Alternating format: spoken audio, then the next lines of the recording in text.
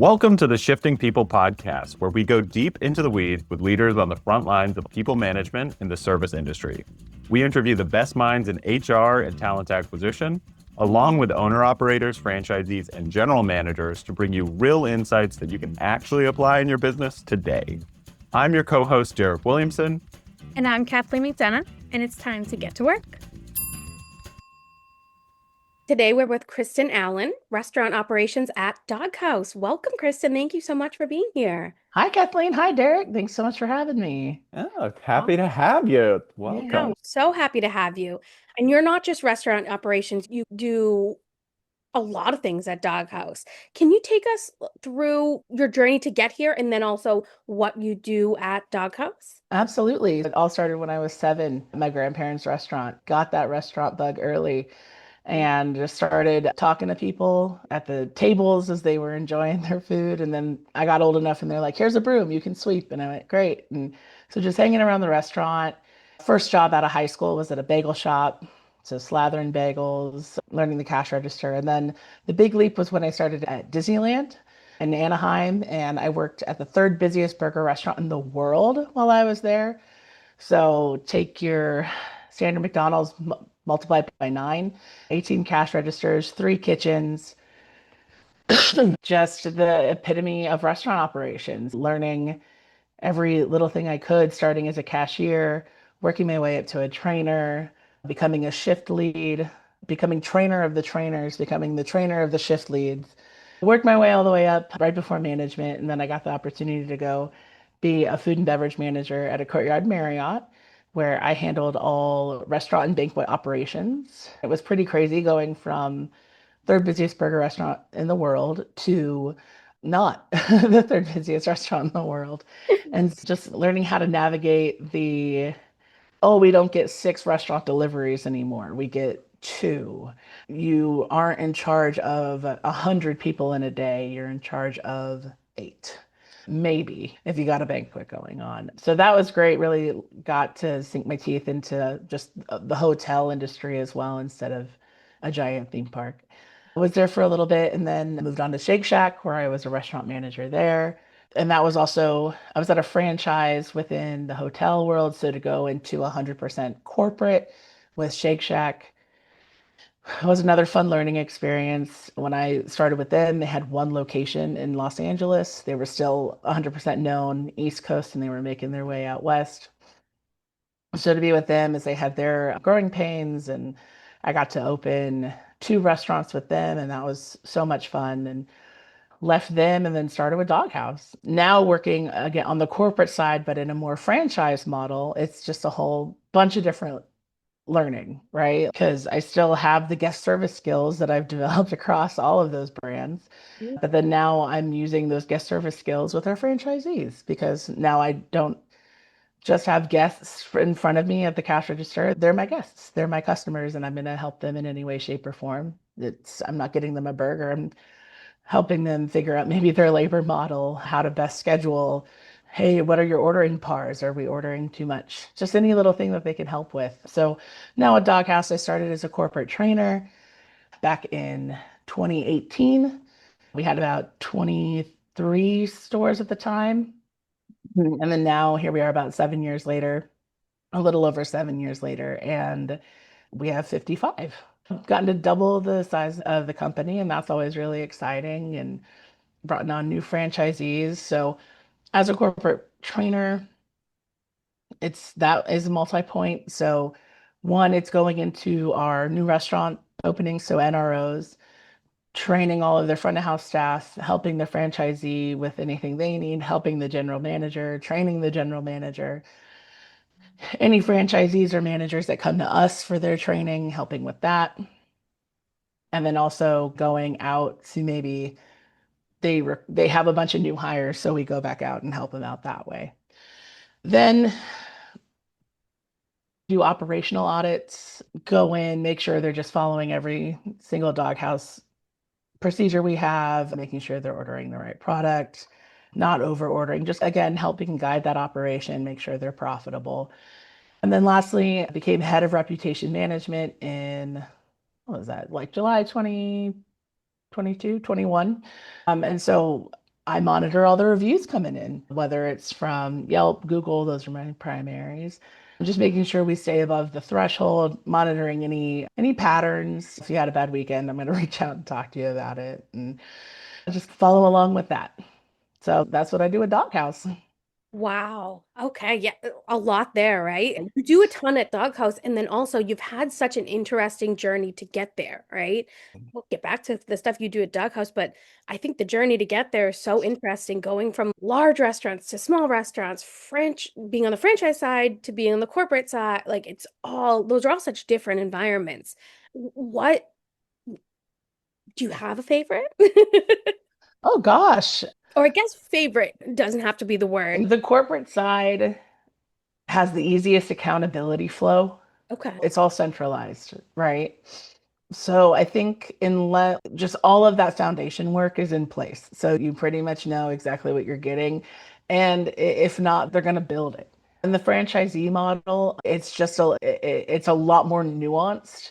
Whereas on the corporate side, I think it's a lot more black and white. That's, I guess, just sometimes easier to read. But I live and abide by cheerful flexibility. So I don't worry about it because this is a people industry. Nothing's ever going to be black and white because people are involved. So Yeah. while I can prefer it, it all comes down to, gosh, I love restaurant operations and we'll go forth wiser with any little challenge that we experience. So Yeah. There's a really interesting, we've had a few other guests as well who really truly started frontline yeah.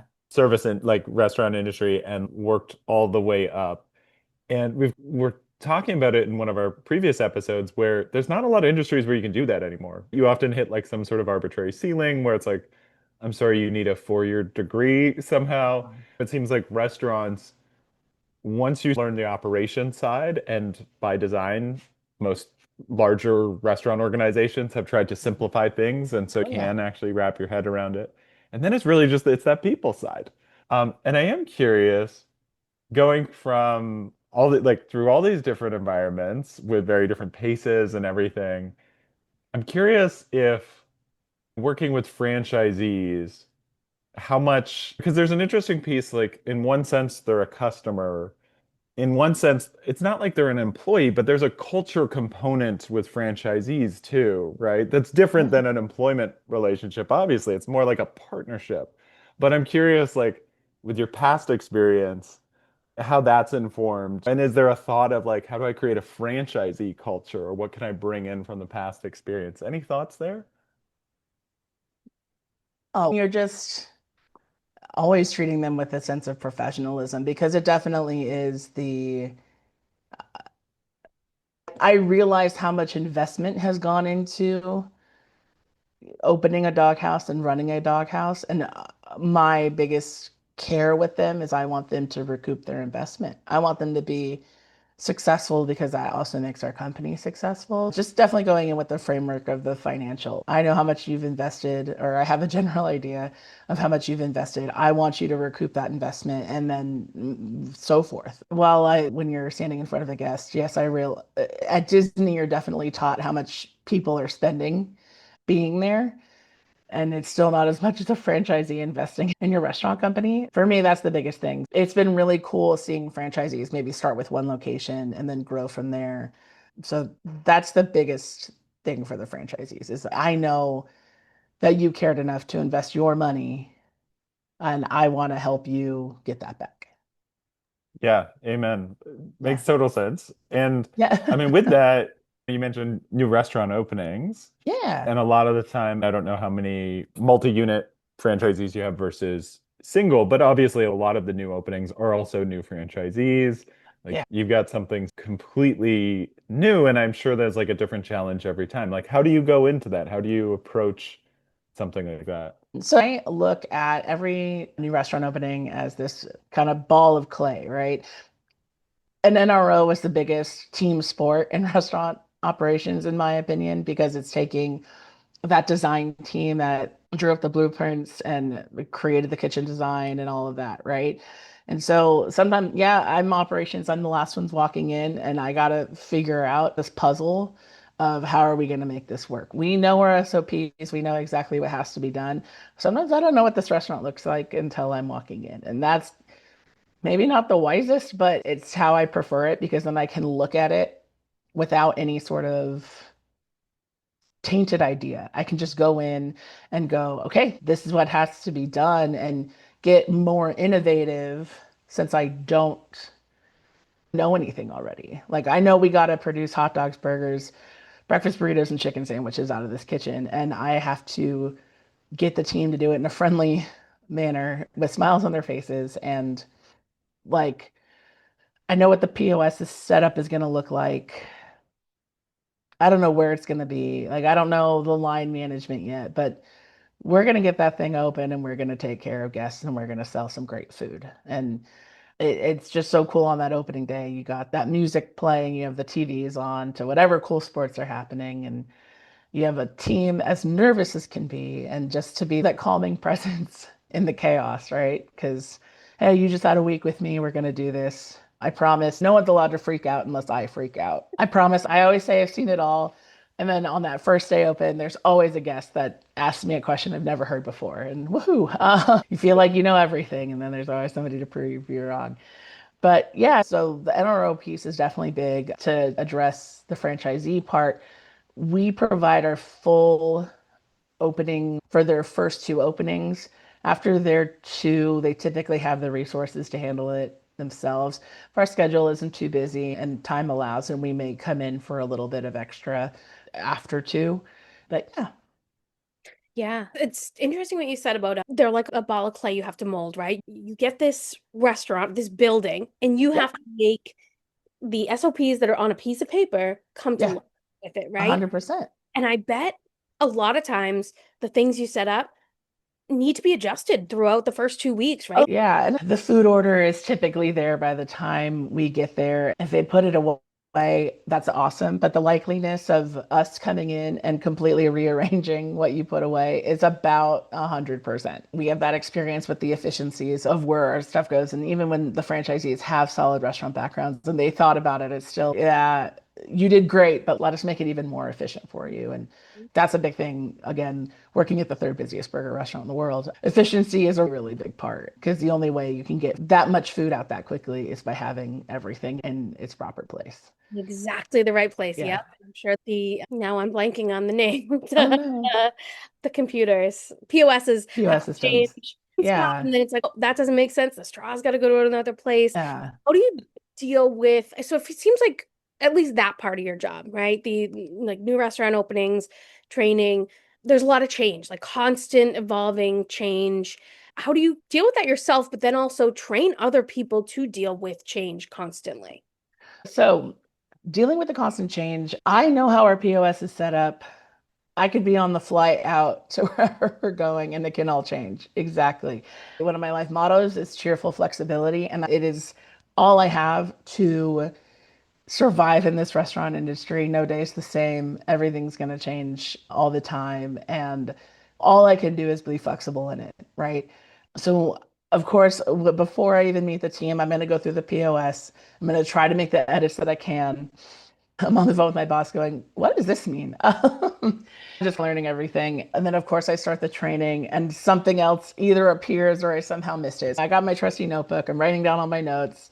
I'm going to get this thing fixed before we open, right? So it's just, the system is typically solid. It's just somebody somehow made a change that affected everybody. And yeah, it's technology. I think that's really all. It's just technology, and it's going to sometimes do something other than what you asked it to do. And you just got to be ready and go, yep, this is okay. Yep. Again, that's why I say nobody's allowed to freak out until I freak out, which is like a death in the building or yeah, that's it. My second worst day of work ever, I had to deal with an earthquake, fire, and sewage flooding. There's nothing that really phases me. I don't know. Wow. You might win, especially if that's the second worst day. Yeah. I was thinking like in-store catastrophes, right? Like I worked in like the industry and Kathleen worked in the industry as well. And I was relating to definitely there would be on your busiest day, your debit and credit goes down. right? And Yeah. those kind of things. Yeah. A little different than natural disasters and stuff. But Yeah. One was a natural disaster completely out of our control. One was like a fryer caught on fire. And then when the Ansel system went off, it completely like overloaded the pipes, and that's what caused the sewage flooding. So it was just this wow. like the earthquake thing. So this is a Disneyland. The earthquake thing is when an earthquake happens, all the rides shut down because they have to do safety checks on everything. So when rides shut down, everybody wants to eat or shop, but majority of people want to eat. So like our schedule was made based off of just obviously back data and like attendance predictions. And so this earthquake happened at I think like 10:45 in the morning. I'm not staffed for a lunch rush at 10:45 in the morning. So like all of a sudden I just get a ton of people who are like, I guess we're gonna eat. So we like battle through that. We battle through the lunch rush, and then like lunch rush is fading down. And then all of a sudden the fire alarm goes off. Now, our fire alarm went off pretty regularly because we were attached to other buildings. And if their fire alarm went off, our fire alarm went off. We had the evacuation down really well. You close it up, you evacuate. I was always the one who talked to the guests about what was happening because I have the skills to do. So I'm talking to all the guests. I'm like, we'll be open in approximately 45 minutes once we get the all clear to go back in the building. I like handle all the guests, go back, check in at the check-in point, and they're like, yeah, Qristen, we're not opening for a while. And I'm like, oh, what do you mean? And they're like, yeah, there was a real fire this time, and we had to pull the Ansel system, and that'll have to get reset. And luckily you're Disneyland, so it's not going to close you for the day. They're going to get somebody to come in and reset the system same day. But then when we finally got there to go in the building, our prep area was underground. And we went downstairs, and before you even made it downstairs, there's just so much sewage back up. I ended up working like a 12-hour day, whatever. I think that's their standard, right? And then I was finally leaving for the day, and my boss is like, oh, you're leaving now? And I'm like, yeah, I'm going to leave before the locusts come and God smites me. What other thing can I handle today? It was too No wild of a day. kidding. Yeah. I think that's interesting. Just as you're telling that story, and I definitely have never had anything that comparable, but I do think outside of like emergency services, folks Mhm. who work in police, fire, ambulance type of stuff, I think restaurants are actually one of those spaces that once you've been in it long enough, it drills into your brain. Like you just focus on what's the next right step? What's the next thing I Yeah, have to do? This has happened. And right. it's so interesting because going into other industries, I realized like that is not a universal thing, right? Like No, usually there's an no. emergency and people like literally just run around chicken with a head cut off type of thing. Correct. Yeah. Correct. I was in a theater once watching a play and they lost all their electricity. Like emergency lights didn't come on. It was this crazy situation and nothing happened. And I'm like, why is nobody doing anything? Where's your emergency backup plan? I'm so drilled about that. And what is restaurant but not constant rearranging of priorities? That's all being a restaurant manager is you're just going, okay, like you have the beat of the drum of restaurant operations. We're taking orders, we're getting food out. Oh, receipt printer's out of paper. Replace the paper so we can keep that beat going. Oh, internet went out. Okay, what do I have to do to reset the internet? Is just a random outage? Is it a global AWS issue? That just happened. Yeah. Yeah. That's how I look at it. Is just we're gonna keep the steady beat going, and then any little wrench that gets thrown in it, now I got to address that. Oh, a team member is having a breakdown. Go handle it in the walk-in if you have to. A guest is yelling about something. Okay, we're gonna go help that guest. You do your laps, you help everybody, you do your table touches, but it's that constant rearranging of priorities. And I got the military version of the training for it. So how lucky am I? Yeah. No kidding. A constant rearranging of priority. I love that. Yeah. Frame like one of the best framings I've heard of how to describe the Really? restaurant industry, right? Oh, Like yeah. you start your day with a plan because you have to Yeah. plan, right? You have to have the to-do list, and then something's gonna change, right? Yeah. 100%. It is never going to be what you thought it's going to be. And that's okay. Yeah. If anybody's ever taken a Myers-Briggs personality test, there's that one letter set where you're a planner or like you can go with the flow. When I first took it in high school, I was a total planner, and now after being in the industry, I'm not anymore. I lean the other way because again, I think it's just this for your own survival. You cannot be rigid in any of that. Again, the cheerful flexibility. I will push forever because it just makes my life so much easier. Yeah, it changes you, right? Like there's so much 100%. change in the industry that it almost changes you as well as a person, Mhm. Yeah. in a good way. And I'm sure, like, just over the length of time you've been in the industry, the way you react to things, and it's not different. Like everyone handles it differently. I'm sure you've seen a lot of people handle the ever evolving, ever changing drumming of the restaurant, like heartbeat. Like Mhm. I just loved the thump thump you were saying and how you were describing Yeah. that. Perfect. Just What have you seen with the difference in like workforce over time, like generationally maybe, or like different people's different motivations and how they react to changes and disasters? yeah. I was once that kid, so I never want to be that like, oh, this generation, the youth. But I really truly have to look at everybody individually. So there's key examples where, okay, they've somehow never used them before. I don't know how you lived your life. Even we don't hire anybody under 18. I don't know how you lived your life without ever using a mop, but sure, I'm happy to show you how to mop. Generally, I feel like maybe you see a little less care. Like, I've always cared so much personally about doing a good job. I want to do a good job. And they just show up and not caring as much as I think they should. I understand that the restaurant industry isn't for everyone, and you're using this as something to occupy your time or something. Someone said you had to get a job and we hired you. And I completely understand that. But I look at this industry with like such love because I also see us, we're hiring people coming out of prison and they're able to rehabilitate their life in the way that they really wanted to. And not many jobs give them that opportunity. And because again, I started on those front lines, if you show any sort of even desire to do, I will help you. Like I can show that I improved. Now, I went and also got an education and have a bachelor's degree in hospitality management because of how much I love it. And if that's what you want to, but there's also so many successful people out there who don't have college educations in this stuff or have completely different degrees and they just also fell in love. So I think just they are more keen on the technology. I do the POS training, that's my big thing. And they're so much quicker at it. Like the younger kids are so much quicker of using it than I probably was when I first learned. It's funny, I've heard that they can pick up the point of sale quicker, but Yeah. probably have never made like making change for someone. Oh gosh, that this great story of one time a team member, this is I was at Disneyland, so I was just a cashier trainer, and she had to give 30 cents back and she gave 3 dimes. And I'm like, okay, it's one of those, you're not wrong, but you're not. So we're gonna learn. And the cashiering at Disneyland was very strict. All your bills had to face the same way. And also the change in just we're becoming more and more cashless as a society.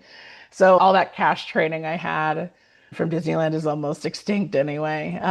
But there's always going to be people paying cash, and that's fun. I think I find joy in it and knowing how to properly count back change. Like I'm a 70-year-old person. It's great. How do you Oh, spot though? Like you mentioned there's if someone shows even the slightest bit of interest, like you want to yeah. bring them under your wing, and Yeah. how do you spot those people? Oh, they're just generally happy. They're not bogged down by the crushing weight of existentialism. And I really try, like when I was a GM, I try to know all of my team members personally. I wanted to know their goals. When I was the GM at the Hollywood location, none of them had any care. They were all, 90% of them had moved to LA to follow their creative dreams. They were aspiring musicians, actors, producers, whatnot, and they needed to make money. And I was fine with that. Hey, that's your goal, and you just really need schedule flexibility. Should you book a commercial? Yeah, we're gonna make that happen for you. And so just really knowing them individually. Now, being in the franchise model now, I don't get that much exposure to them. I'll bond with them as much as I can. And if they'll typically come, hey, I really love this stuff, or I want to become a corporate trainer too. One, are you hiring? And two, what can I do? And it's essentially, you really got to know your stuff. We use a training platform, be really active in that and show that you care, because that's how you're going to train too. That's how you're going to become the expert in the subject matter to be a worthwhile trainer. And then also just don't be afraid to step in and be that natural leader to show everybody the right direction. Yeah, and Qristen, I'd love to know. So it's funny, we're like rolling down isn't the right word, but you talked about like how do you spot folks that are like really keen and have that desire to learn and grow in an organization.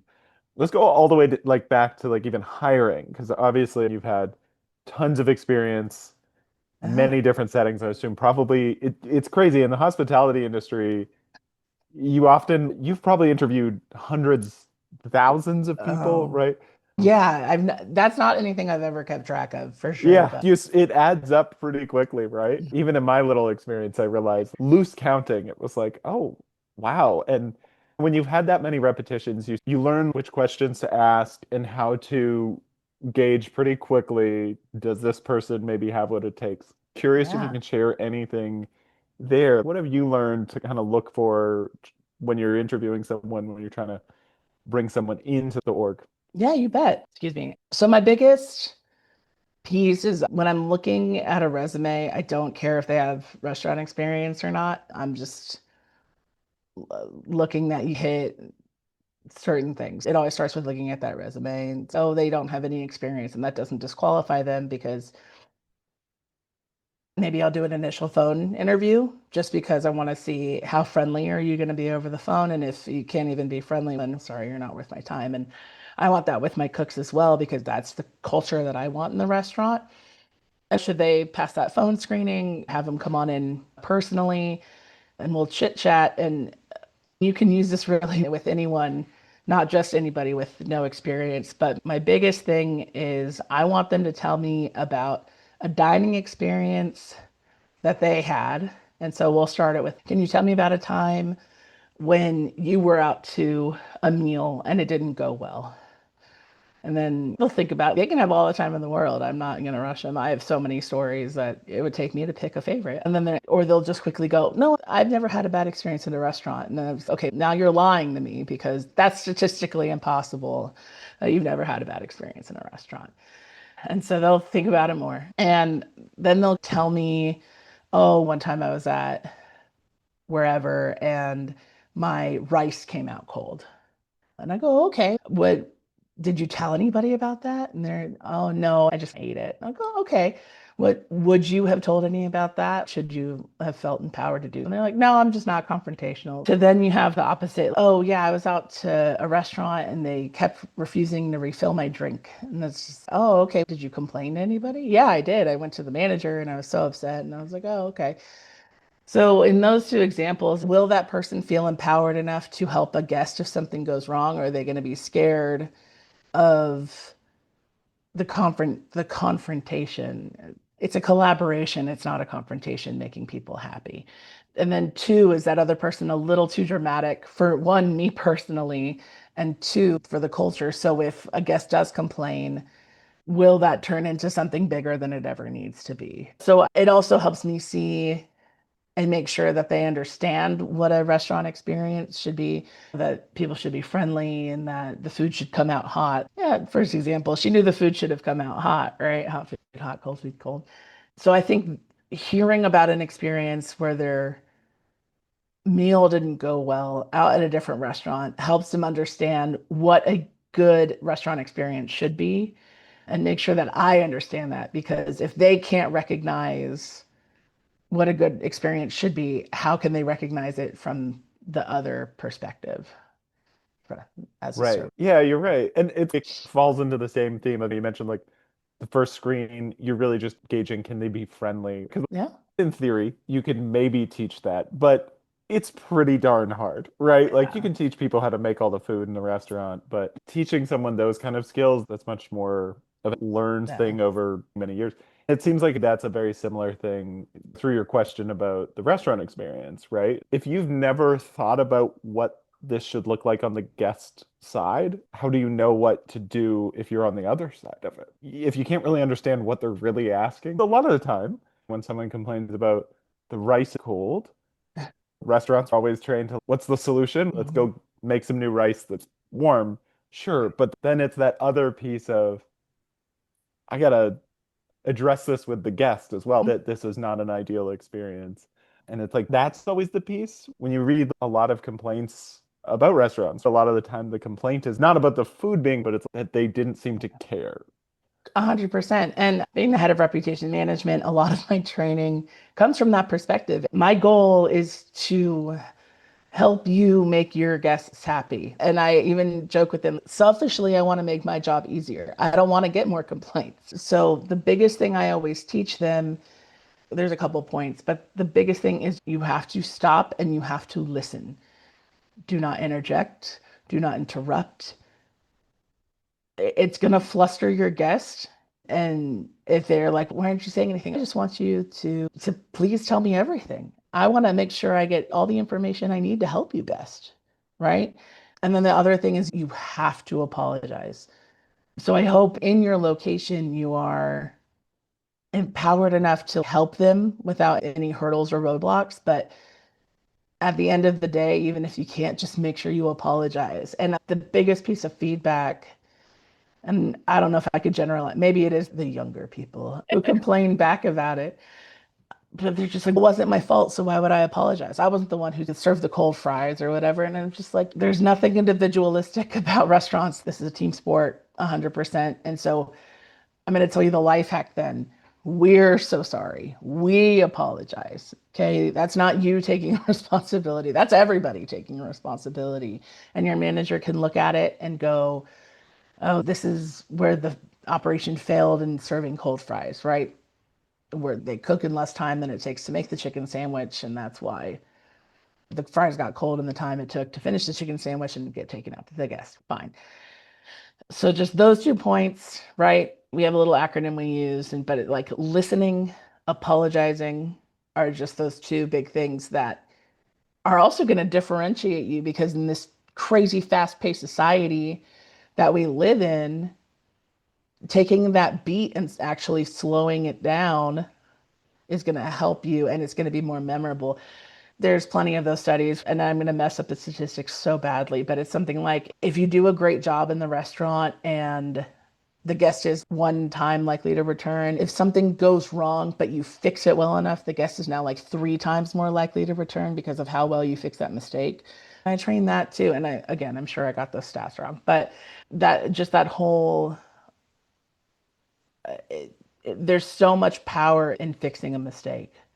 There's so much power in that, and just taking that minute to slow it down, making that guest feel really important, right? This is not just a industry of food. This is an industry of feelings, right? Making that guest feel really important, making that guest feel like they were taken care of, like you truly cared, Yeah. and you cared about their experience, and you cared about what they think about your restaurant, right? Yeah. Yeah. It's so interesting as I'm thinking about it too. I love in hospitality, we've had other guests who it's small like language changes Yeah. can make a huge difference. And I was just thinking on a guest, if I was a guest and I heard "we're sorry," it actually, and I sounded very Canadian there. If I heard that as a guest, "we're sorry" versus "I'm sorry," I think I would also interpret like a "we're sorry" as, oh, that's going to be a conversation, right? This server Yeah. is going to go and have that conversation. "I'm Yeah. sorry" can sometimes almost seem, all right, I'm just saying like a transactional apology, a generic thing. So there is like a really interesting, Yeah, I can't emphasize enough how important the apology is, because typically if an email gets to me, it's because it's escalated so far that it'll end with, and nobody even said they're sorry. And I'm like, oh, yeah, it's so important to people. So even if it maybe has to be the transactional, I'm sorry, you gotta say something. But I also think if it's going to be a personal apology, it needs to come from managers. Like it needs to come from the manager on duty, because at the end of the day, it's their responsibility for everything to happen. And other than that, we're sorry is completely appropriate. yeah, totally makes sense. Kristen, as we look to wrap up, I am Yeah. curious because I was just thinking back to your whole journey in this industry. And mentally, I don't know if I can think of another combination of corporate management, franchise, anything like that. Yeah. But I am curious. I don't, I know you're active, like you're currently in a role and everything, but I am curious, are there any other boxes that you still think are unchecked in this industry? I think just climbing. So whether it's some, I think right now the uniqueness of me working kind of three different roles that are all relevant to restaurant operations, but can I break out and do something more, I don't know, More on the leadership? definitely more leadership, but more specialized. So whether that's like, again, not having a title is funky, but could I be a director of guest experience? Could I just be an area manager for some corporate location? Could I be a director of training and development? Like it all matters in terms, oh, just director of operations if it's a small enough company. Like, what could I do? I That's how I look at it. Yeah, it's always new challenges. It's always a different context, a different scale of problems to solve. But Definitely. there's the predictability in that, like you said, right? The restaurant industry is just a constantly changing set of priorities, right? Constantly changing set of priorities. The list will look different. You're potentially Yeah. getting into it. Qristen, this was a really awesome conversation. Oh, thanks so much. Yeah, thank you for coming. I wrote down a number of, you had some really good, like nice little pithy phrases that I think captured the industry so well. And that comes from years of experience where you Yeah. can distill it into this is what it is. But we're so thankful that you could join us and appreciate your time. Thank you. Yeah, absolutely happy to talk with you. Kathleen, thank you so much for reaching out initially. And Derek, just such a pleasure to meet you and chat with you guys. And if you ever want to just, I don't know, have a happy hour and listen to more crazy Disney stories, I'll tell you the worst day I've ever had. Fun for a few drinks. I love it. Yeah. Yeah. Awesome. Yeah. So just thank you again and go have a wonderful Monday and the rest of your week. Thanks, Qristen. Thank You you so too. much. Bye for now. Thank you. Awesome. Qristen is great. That was just like, it was such a cool conversation because it like slowly unpacked, right? I can tell that I think this is the first time Kristen's done a podcast, as many of our guests have never done like a podcast before. But we really started to unpack some really cool stuff there. And it gave me a lot to think about. Yeah, she tells an amazing story too. I love the story of kind of like the heartbeat of the restaurant she was saying, and you just got to think about the next thing you got to do, the next thing you do. That piece is really cool. She tells an amazing story. Yeah, she's great. And I think now that she's got one under her belt, I'm excited for the next one. Agreed. I think she really found her voice in it. And you can tell, right, when you talk to these people who have like literally decades of experience in this industry, they're not thinking about those stories and those experiences like on a daily basis. And it takes a little to dig those up, but then you're like, oh yeah, this is singed in my brain from 10 years ago. And I've incorporated a learning for the last 10 years that I don't even think about anymore because I had this one thing happen, right? Yep. The experience of being on a podcast is wild because it forces you, like an interview almost, to look at your life in terms of stories and learnings. And that's hard to do, right? Because we don't often think back on things analytically. We just do them and put right, left, get to the next step, right? Yeah, we're extracting knowledge, Kathleen, doing a service. But yeah, and one other show is just we've had it in a couple episodes now, just talking about the importance of language. And I really loved the importance of the apology in general, and I loved that she had this sort of the "we're sorry," which helped disarm the employee objection of feeling like, why am I apologizing? But also, I'm going to keep thinking about this, but I feel like it really does hit different for a guest as well when you say, we're sorry. Yeah, I think it absolutely does. It reminds me back in my waitressing days, I'm a people pleaser. And I think a lot of servers and waitresses are like naturally, that's the type of people that go into those roles. And you go over to a guest and you say, oh, I'm so sorry that your cheeseburger came out undercooked. And they will stop. They did back in the day stop me sometimes and they'd say, I know it's not your fault, the cheeseburger. You didn't know the cheeseburger. I know that. I know it's the kitchen. So it's so important to remember to just like that we're sorry lets the guests know, like, hey, that whole kitchen staff is sorry too. They're working their butts off, right? They don't know who you could be apologizing for. It could be the general manager that you talked to in the back that didn't have time to come out. That we could mean everyone, the whole team. Yeah. Yeah, absolutely. Did we just get a Kathleen story? I love that. We should get a little more of the Kathleen stories. If you weren't so busy telling your stories all the time, maybe I'd have some time to tell You're mine. right. I do take up a lot there. Did you used to own an ice cream store? I might have some experience there. We won't talk about that this time. Kathleen, why don't you tell us what your shifting question for this episode is? Okay, my shifting question is around what we were just talking about, the like guest recovery and complaints, right? And apologizing and listening. Qristen was emphatic about listening and apologizing are very important. She said, I totally agree with that. And so I guess my question would be, if you don't already have this in your training manuals or part of your SOPs, right? To train your employees to apologize at every turn of, I guess, complaint, then the importance of putting it in there, I guess I'd say. Yeah. I like that. That's good. Can I even add to that a little? Yeah. I wonder, haven't thought about this, think about it on the fly, but is there also an opportunity for managers with their team members? Are there certain situations where maybe sometimes a manager should apologize to, and it's not a guest transaction, but sometimes when an employee expresses a concern or that they're upset over something, like sometimes just also hearing I'm sorry or we're sorry actually goes a long way too. I wonder if there's also some thinking there too. Yeah. Absolutely. And for anyone who hasn't been following along, a shifting question is a tactical question we like to ask listeners at the end of each episode that pulls from the knowledge of our guest and asks listeners to think about their own business and take a question and maybe try to apply it to your business. Is that right, Derek? Is that what a shifting question is? You nailed it. I'm trying to not suck up all the air.